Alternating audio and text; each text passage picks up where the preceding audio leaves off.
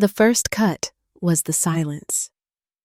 The candles along the antique oak table wavered, throwing soft ladders of light up the wall while forks paused mid-air and glasses hovered untasted. Across from me, Lauren tilted her chin bright as a chandelier and let the sentence fall with a smile that didn't quite reach her eyes. Some people just try too hard to matter. The words were velvet and ice together. My mother blinked quickly as if dust had stung her. My father's jaw set the way it does when he's measuring a witness. On the lake beyond the windows, a late boat slipped past, its red and green lights smearing the water. I kept my hands folded on the linen, willing them not to shake. If you've ever felt a room turn and leave you standing in its center, you understand that moment. The lamb cooled on my plate. The rosemary smelled like a memory I couldn't reach. Lauren took a slow sip of wine, satisfied with the hush she had created, and then lifted her phone as if checking the time. She didn't look at me again. I swallowed and found the napkin's stitched edge with my thumb. The fabric was crisp, perfectly pressed, like the kind of life you frame and hang. Before I go on, tell me where you're listening from down in the comments. And if you've ever been treated like you didn't count at your own family's table, tap the like button and share this with someone who'll understand. Make sure you're subscribed so you won't miss what comes after a night like this. To understand why that dinner mattered, you have to know what the room carried in with it. I grew up in Highland Park, the kind of suburb where sprinklers tick early and porch lights glow warm by 9. Our house was a white-trimmed colonial with a wide porch and a swing that creaked after rain. My mother kept hydrangeas along the walk, blooms heavy as teacups. My father kept casebooks stacked neatly in his study spines, lined like soldiers. On the mantel, there were framed photographs of Lauren in a silver sash. Lauren holding a trophy. Lauren throwing her head back in perfect profile as if the camera were a person she adored. I was there too. Science fair ribbons on a narrow shelf, a chess medal tucked behind a vase. The proof of my life was smaller, quieter, but it was there if you knew where to look. Lauren understood rooms the way I understood code. At 13, she could drift into a kitchen full of adults and send the conversation exactly where she wanted it to go. She had that effortless sparkle blonde hair that caught the light laughter that made people lean in. I had a different kind of ease. Give me a problem that smelled like numbers and pattern, and I could find my way through it like a path in the dark. I learned early that if I didn't demand space, no one would make it for me. So I read, I built, I listened. Our parents loved us the way people love what they recognize. My mother loved poise. My father loved precision. It wasn't a plot, nothing so ugly as that. Just small choices over years. When Lauren won her first pageant, my mother cried into a linen handkerchief and called everyone she knew. When I won state in science fair the same year, she squeezed my shoulder and said, "This is nice, Iris," before asking Lauren if her sash needed steaming. My father tried to hold both of us in equal hands. He taught me logic puzzles at the kitchen table. He attended Lauren's ceremonies without criticizing the sequins. But in a house where style was a language, I spoke with an accent. By college, the lines had hardened into something like a map. Lauren married well, Robert, a man whose shirts looked freshly pressed even in August. She unfurled an online life, rooms bathed in morning light, a coffee mug on a marble island, children in navy sweaters holding hands on a leaf-strewn path. She learned the art of influence. Sharp lighting, soft words, sponsors who preferred both. I moved into an apartment with a view of the L and began to build. The first product failed. The second limped. On the third try, after a year of stiff coffee and stubborn nights, something took. We stopped reacting to breaches and started predicting them. Secure screen was not glamorous, but banks called us back. And then someone with a .gov email did too. I slept on weekends and bought myself a decent coat. If you think success rearranges old furniture, you are half right. My mother learned to mention my company at cocktail parties. My father watched me explain acronyms to him and nodded lips pressed like he was hiding a smile. Lauren adjusted too.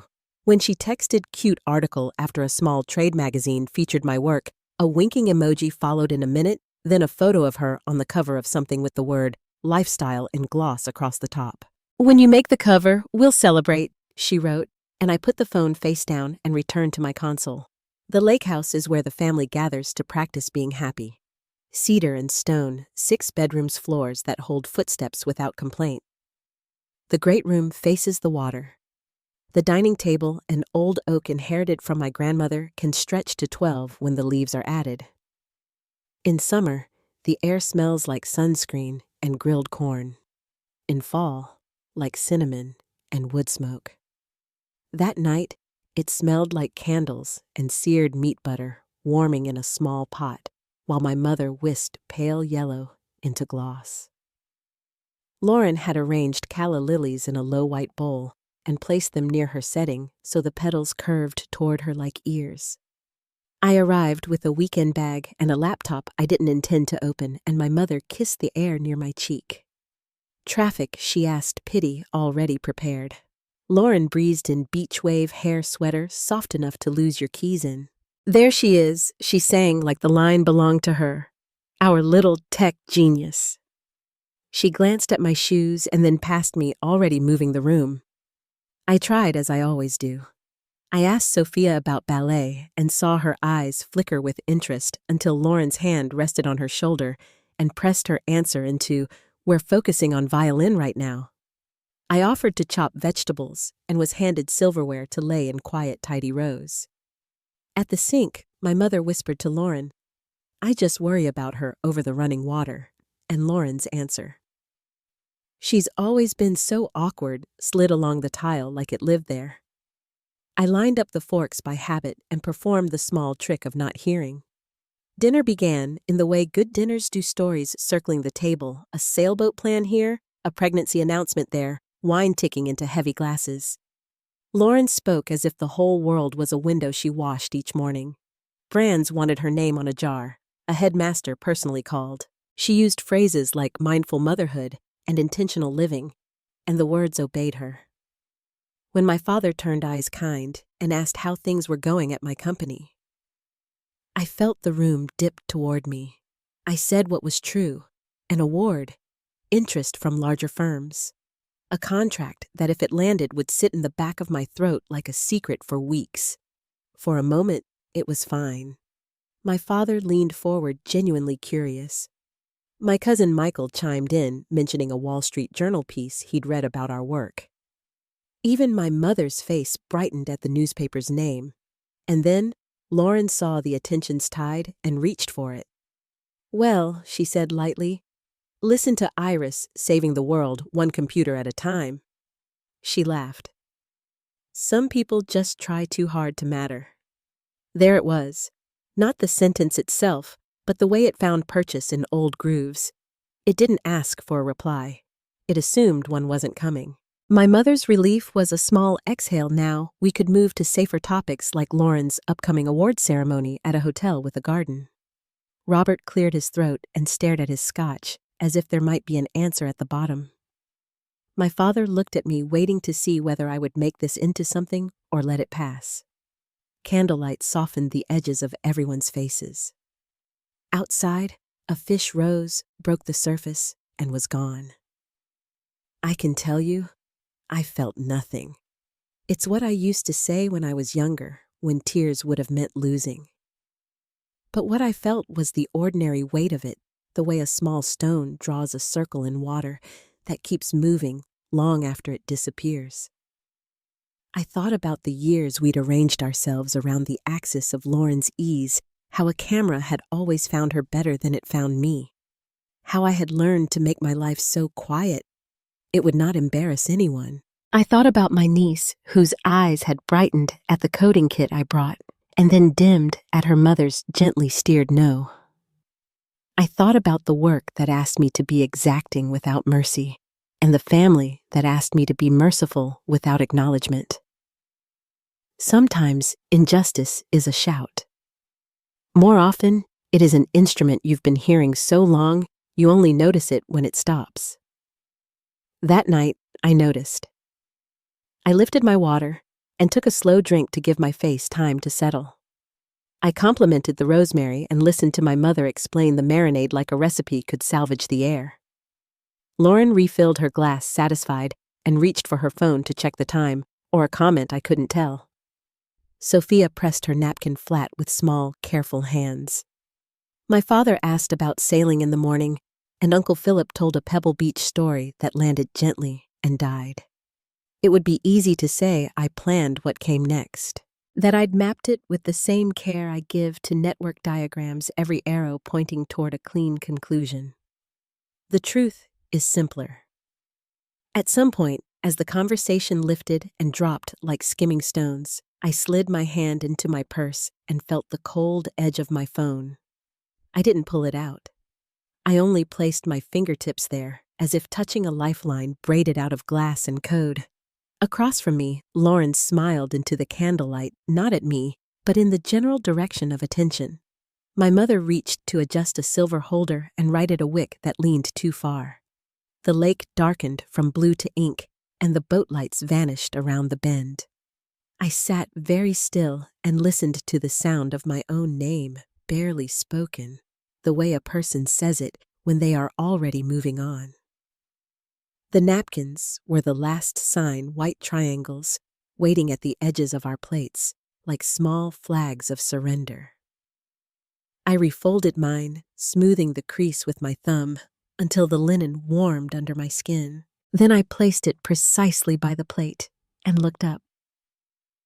The room felt farther away than it had an hour earlier. Somewhere in the house, a floorboard settled like a sigh. I could feel the shape of what I would not say heavy and certain as a stone in my pocket.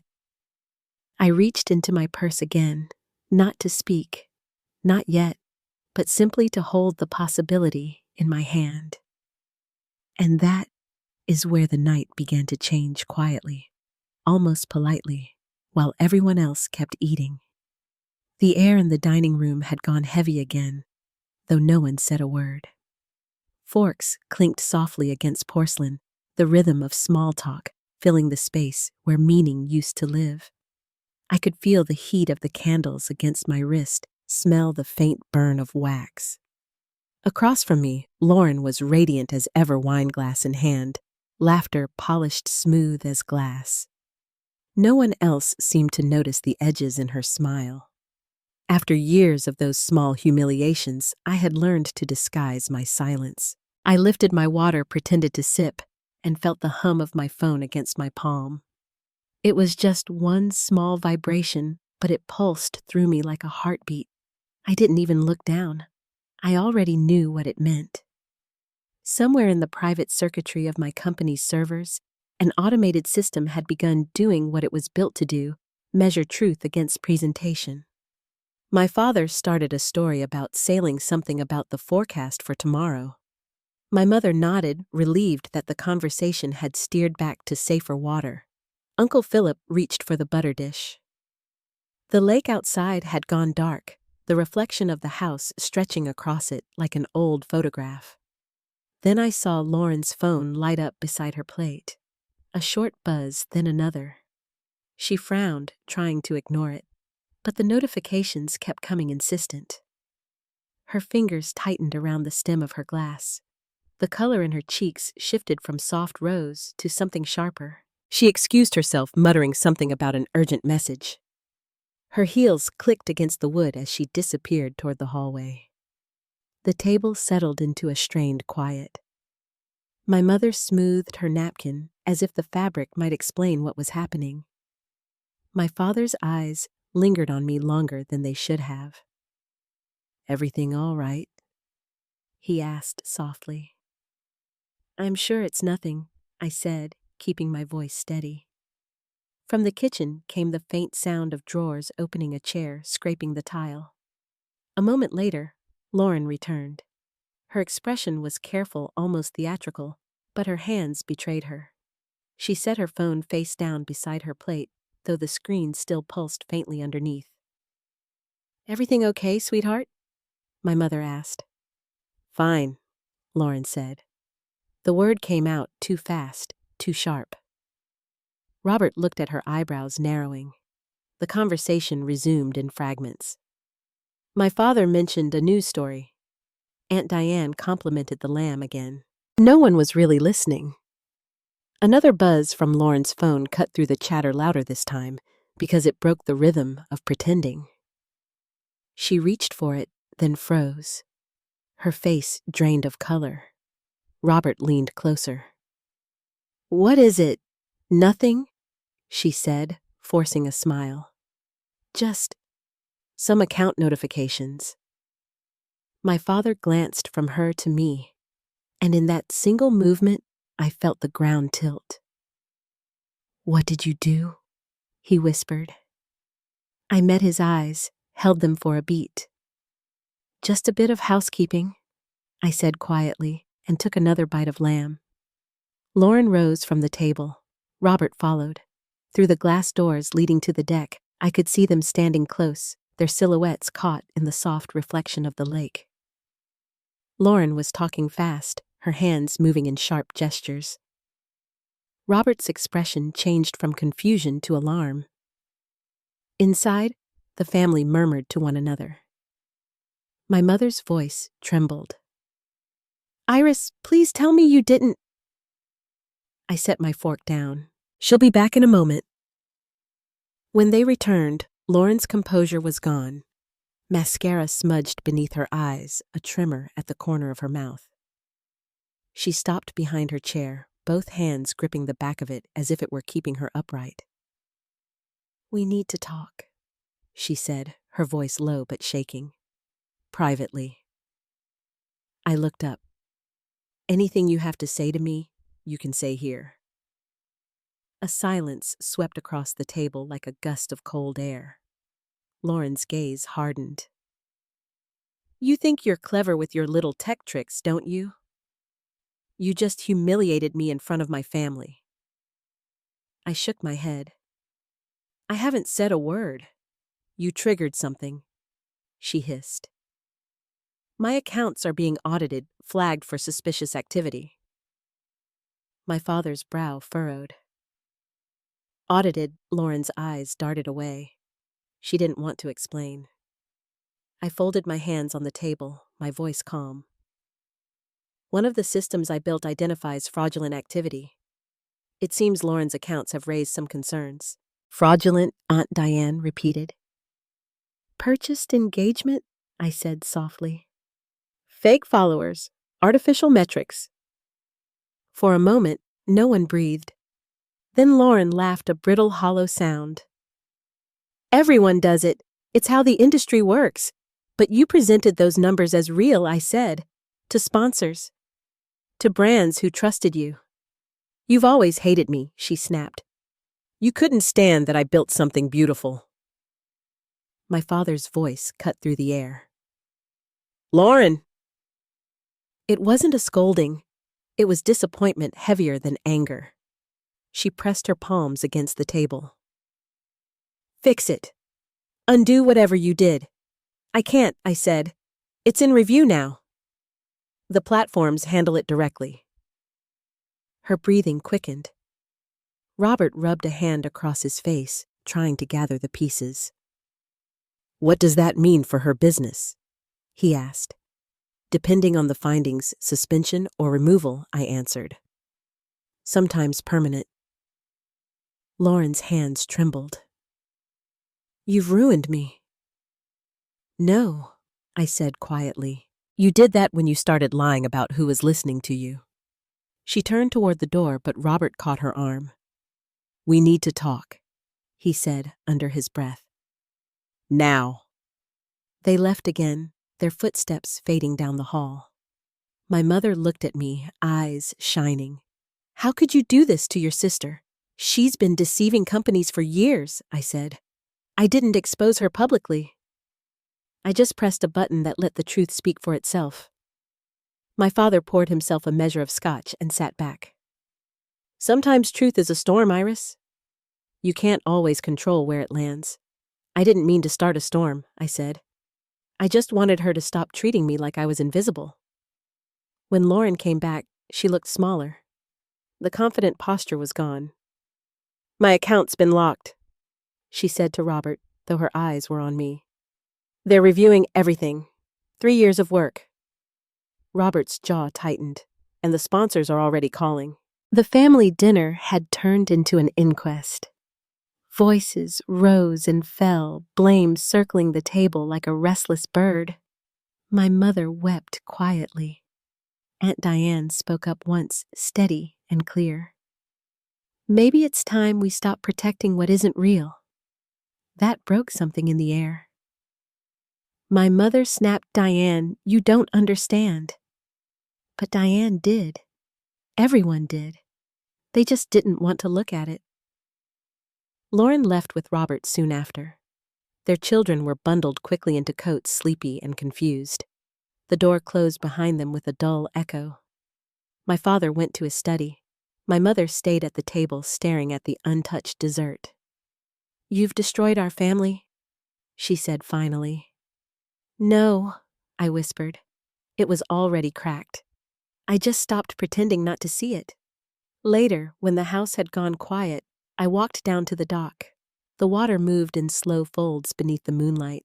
A chill hung in the air, carrying the faint scent of cedar and smoke. The reflection of the house shimmered perfect and broken at once.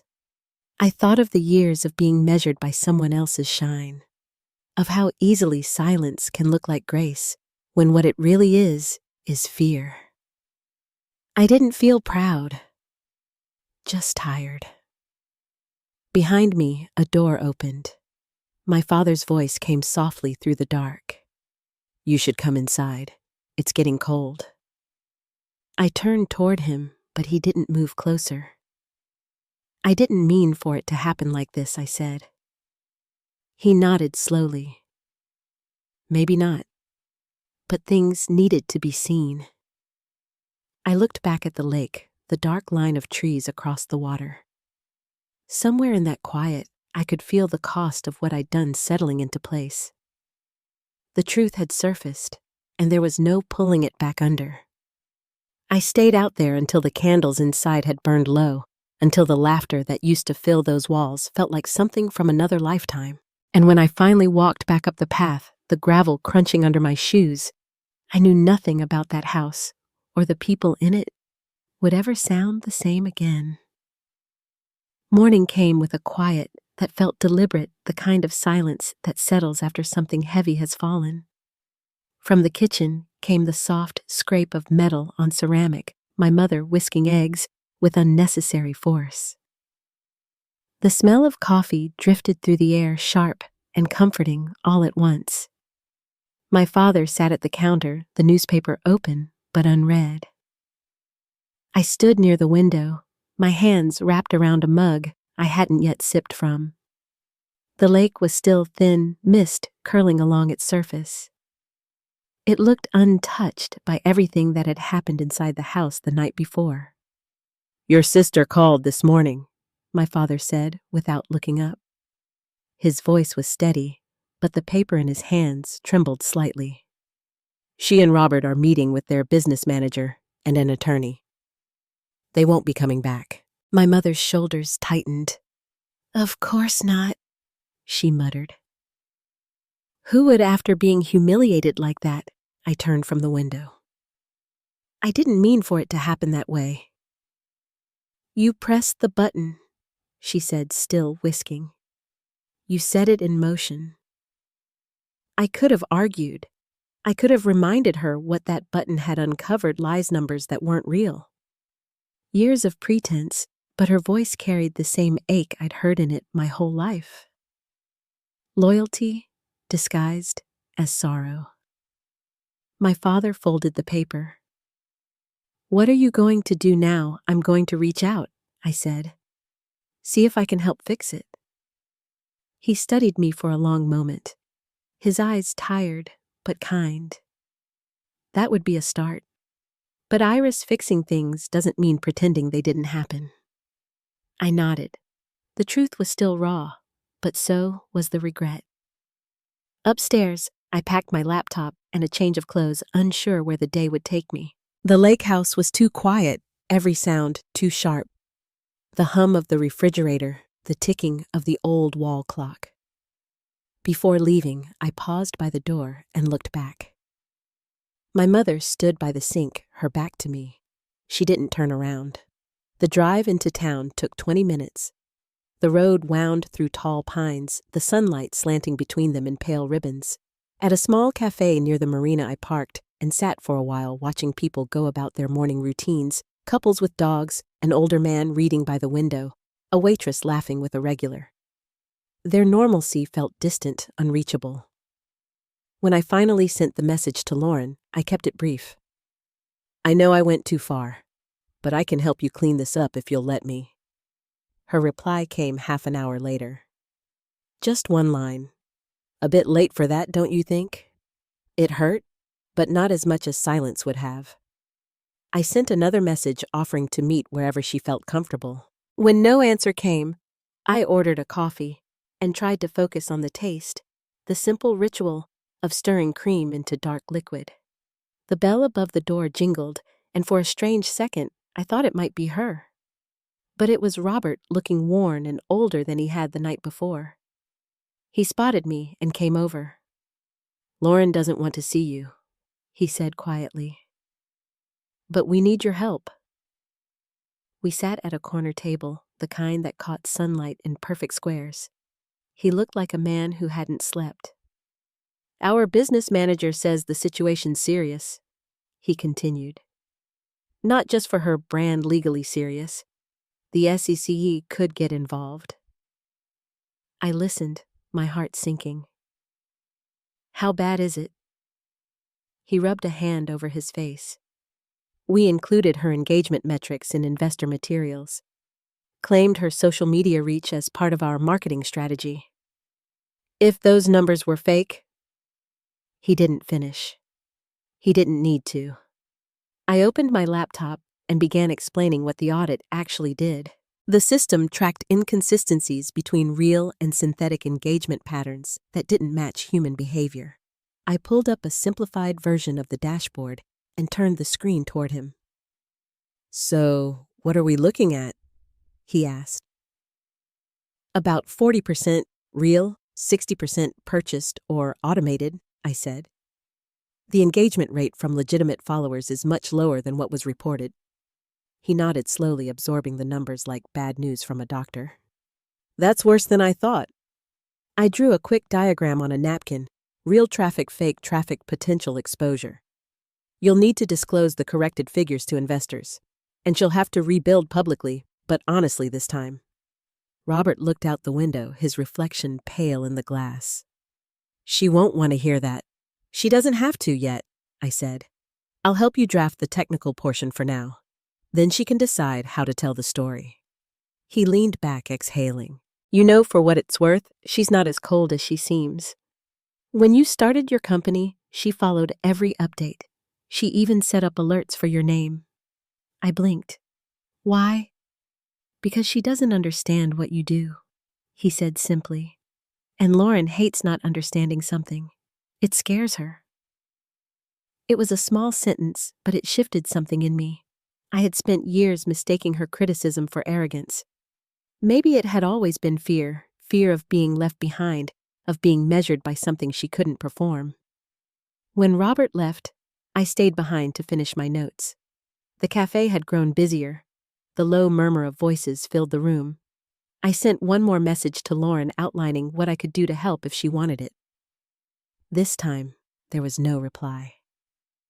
By the time I returned to the lake house, the afternoon light had turned amber. My parents were sitting at the dining table, the remains of lunch pushed to one side. My father looked up. "How did it go?" "I met with Robert." "We're working on a plan." My mother's mouth tightened. "You're still helping them after what she said to you?" "I'm helping to make things right," I said gently. "That's not the same thing." Later that evening, as the air cooled and the first crickets began to sing, my phone buzzed again. It was Lauren's business manager, a woman named Claire Donovan. She spoke quickly, businesslike, thanking me for reaching out. "We could use your technical input," she said. "We need to document the difference between the reported numbers and the real ones for our disclosure statement." I agreed, and within an hour, I was on a video call, spreadsheets open cross-checking analytics. It was steady mechanical work, something familiar to hold on to while everything else shifted around me. That night, over a quiet dinner, Aunt Diane stopped by. She set a bottle of wine on the counter and joined us at the table, her presence softening the tension that still lingered. After a few minutes, she looked at my parents. "You know, this didn't come out of nowhere," she said gently. "You've both seen the way those girls have been competing their whole lives." My mother bristled. "We never encouraged competition." Diane smiled sadly. "Maybe not out loud, but you praised what you valued most in each of them." Lauren learned to dazzle. Iris learned to disappear. The room went quiet. My father ran a hand through his hair. Maybe we all saw what we wanted to see. For the first time in years, there was no argument, just the sound of the clock ticking and the faint hum of the refrigerator behind us. Later, when the dishes were done and Diane had gone upstairs to the guest room, my phone lit up again. A new message from Lauren. "Robert says you're helping." "Why?" I stared at the words for a long time before answering. "Because you're my sister, and because I went too far." The reply didn't come right away. Just 3 dots blinking, disappearing, returning. Finally, one sentence. "Can we talk tomorrow? Alone." When I set the phone down, something eased inside me, a thread loosening after years of being pulled too tight. I stepped outside to the porch. The lake lay still under a slice of moon, the same view we'd both grown up with, but never really shared. For the first time, I felt the faint possibility of peace, small, fragile, but real. The wind off the water was cool on my face. In the distance, a loon called once its sound carrying clear across the dark. I stayed there until the porch light flickered against the glass, then went inside, knowing that tomorrow would bring something different. Maybe not forgiveness yet, but something close enough to reach for. The next morning, I drove into town before the sun had lifted the mist off the water. The roads were quiet, the kind of quiet that feels almost like an understanding, like the world knows you need a little space. I stopped by the same cafe where Robert and I had talked the day before, but this time, Lauren was already there. She sat near the window, a pair of sunglasses resting beside her untouched cup of tea. She looked different, smaller somehow, though not in the way of someone defeated, just stripped of the bright veneer she used to wear like armor. When she saw me, she didn't smile, but she didn't look away either. "I didn't bring my phone," she said softly when I sat down. "I didn't want any more notifications." "I don't blame you," I said. "It's been a lot."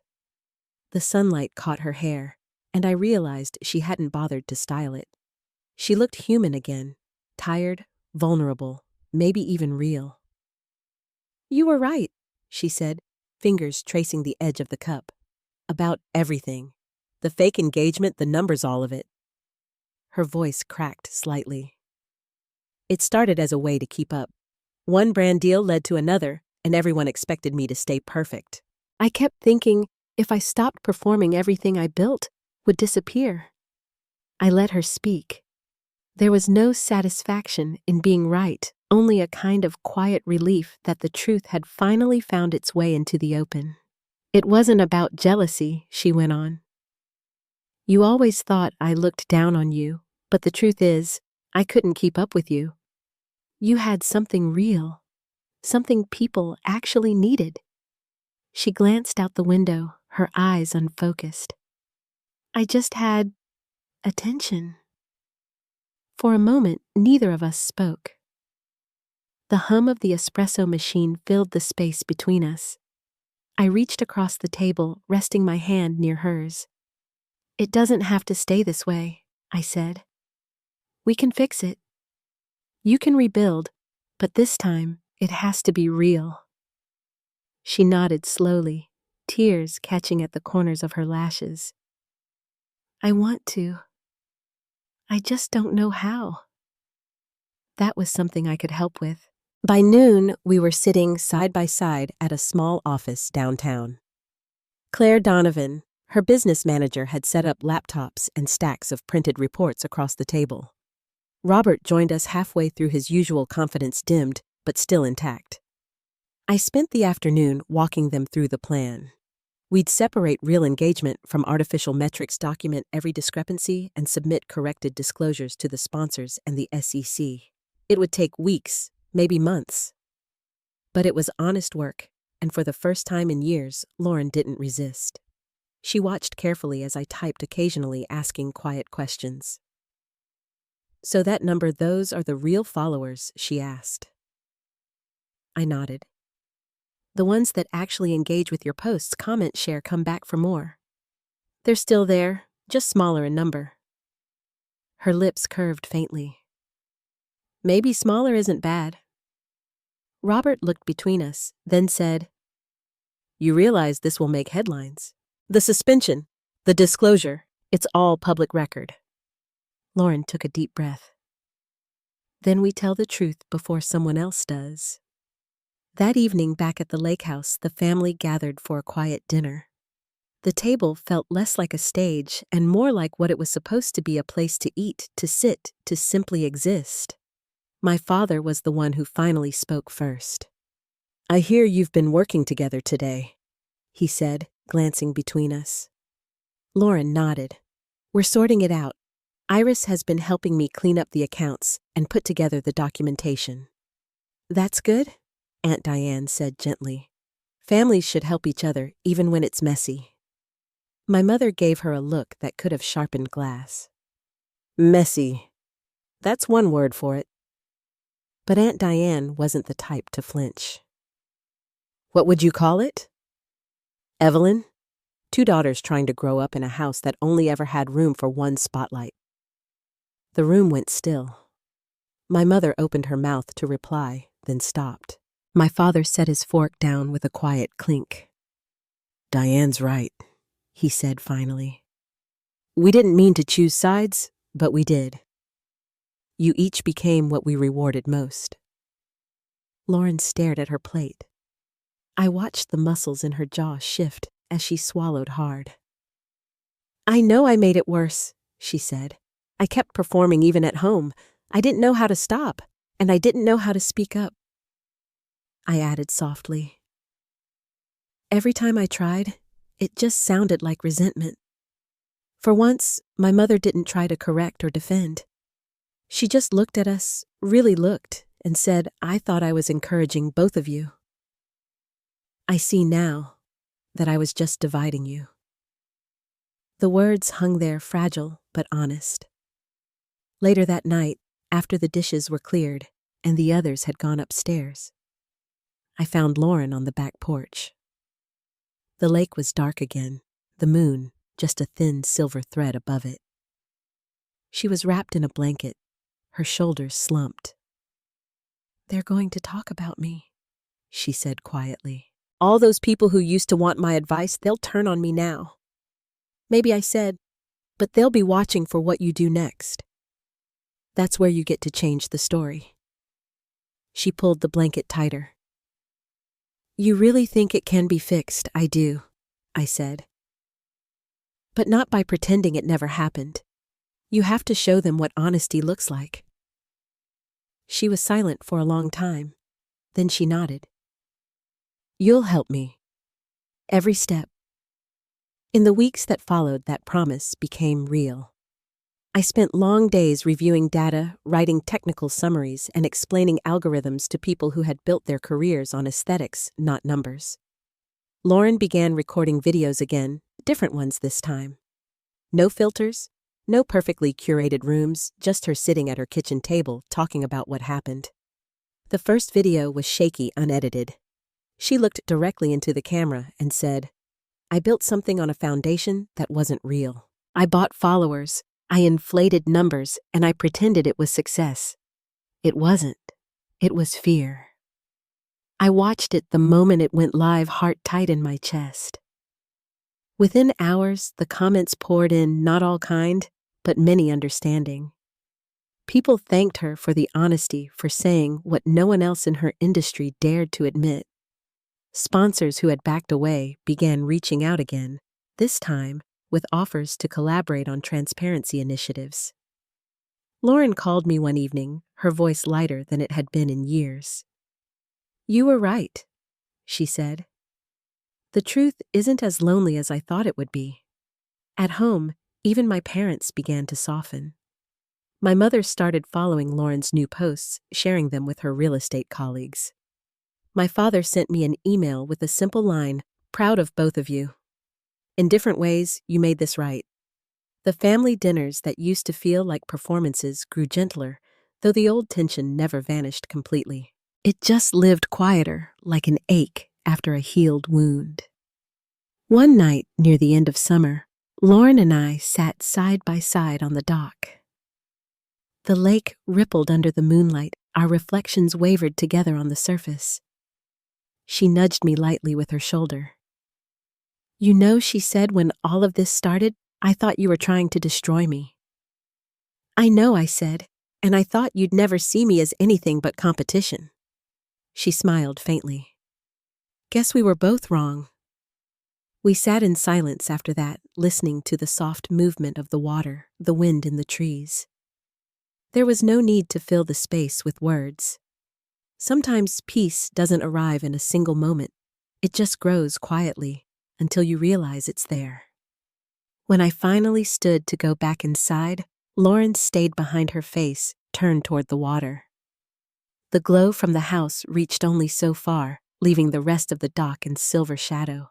As I walked back, I heard her whisper something so soft, I almost missed it. "Thank you, Iris." It was the first time in years she'd said my name without sharpness or irony. Just gratitude.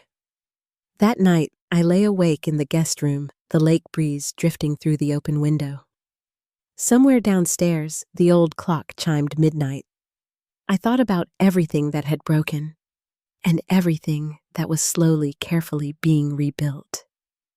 For the first time in a long while, I believed we might finally find our way to something that could last. Not perfection, not performance, just truth, shared between sisters who had finally stopped pretending. Outside, the moon slid behind a thin bank of clouds, and the world went dim and still. Somewhere in that quiet, a new beginning waited patient and unhurried, like dawn before it touches the water. Morning sunlight spilled gently through the bedroom curtains, soft and gold against the walls. The lake outside was smooth as glass, only a faint ripple tracing its surface. For the first time in months, the house was full again, yet the air felt still calm, not tense. The quiet had changed its meaning. It no longer carried avoidance or resentment. It was the kind that follows understanding, the kind that lets you breathe without bracing. Downstairs, I could hear the faint clatter of dishes and the murmur of familiar voices. Coffee drifted through the air, mixed with the faint scent of maple syrup. My father's laugh, low and measured, broke through the kitchen's hum. It startled me for a moment, only because I hadn't realized how long it had been since I'd heard it without strain. When I came down, Lauren was already at the table, her hair loosely tied, a notebook open in front of her. No cameras, no ring lights, just a pen resting against her thumb. She looked up and smiled, not the picture-perfect smile she used to wear for her followers, but a quiet, unguarded one. "Morning," she said. "Morning." I poured coffee, took the seat beside her. "Working again?" She nodded, eyes dropping to the page. "Sort of. Drafting the outline for the transparency series. The new project we talked about?" She flipped the notebook around for me to see. At the top of the page, written in her looping script, were the words, "Living honestly." I smiled. "It suits you." Lauren laughed softly, shaking her head. Who would have thought me, the queen of filters, talking about honesty? Sometimes the right message has to come from someone who learned the hard way. Her hand rested briefly on mine. "Thank you," she said, "for helping me get there, for not walking away." In her voice there was no pride, no performance, only sincerity. I realized in that moment that I wasn't angry anymore. The resentment that used to simmer under my calm had gone quiet, replaced by something gentler, something like peace. Later, as the morning stretched on, the family gathered out by the deck. The air smelled faintly of cedar and sun-warmed wood. Aunt Diane stood near the railing with my mother, both of them watching the water shimmer below. My father was talking with Robert about the repairs on the old sailboat.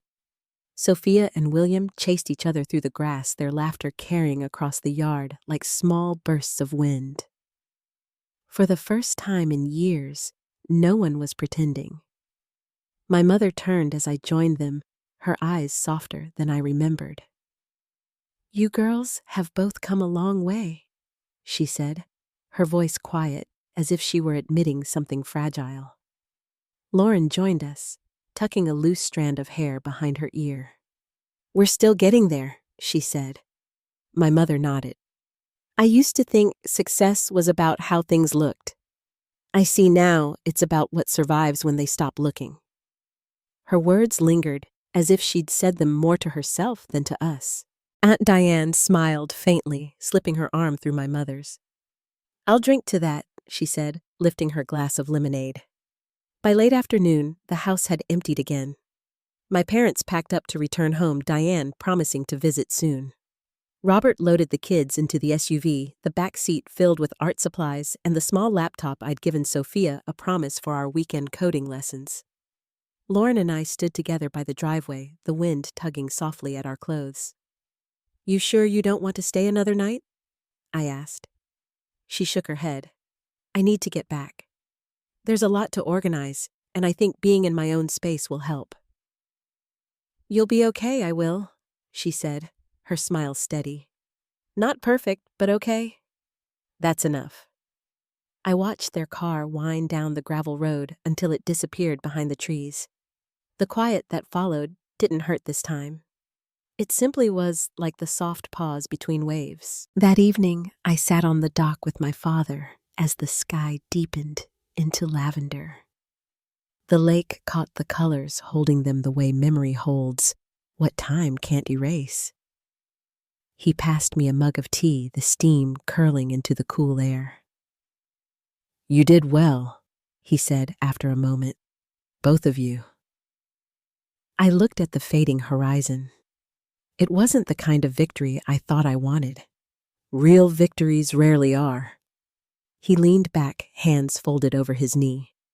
"When you were younger, I used to worry about you, how you'd handle the world. You always thought so much, felt so deeply. I see now, that's what saved you." I smiled, feeling the truth of it. The person I'd become was shaped not by their approval or Lauren's rivalry, but by every quiet choice I'd made to keep going.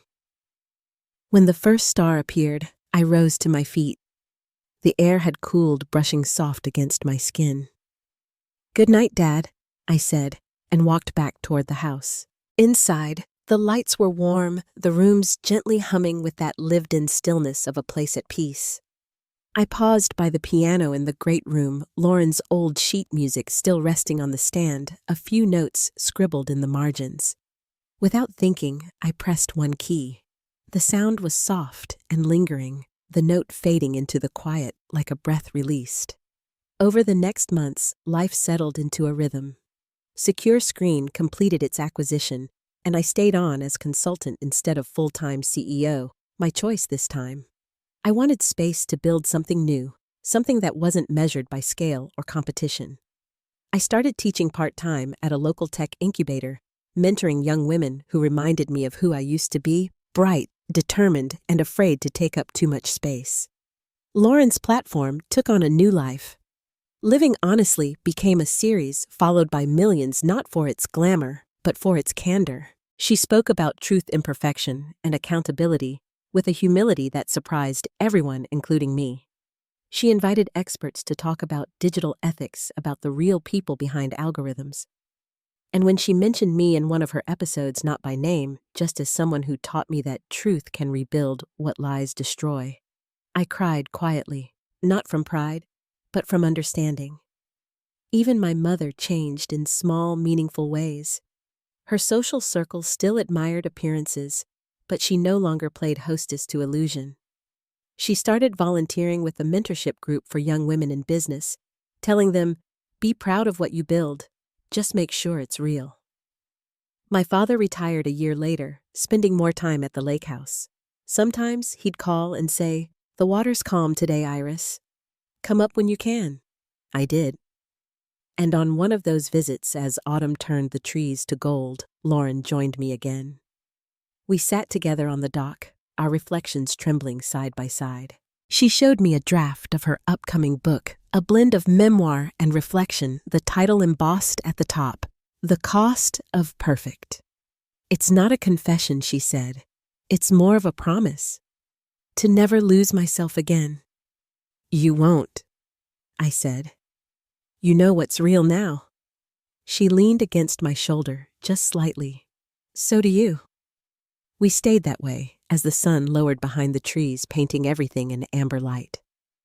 The lake caught the last of it, holding the color until it disappeared.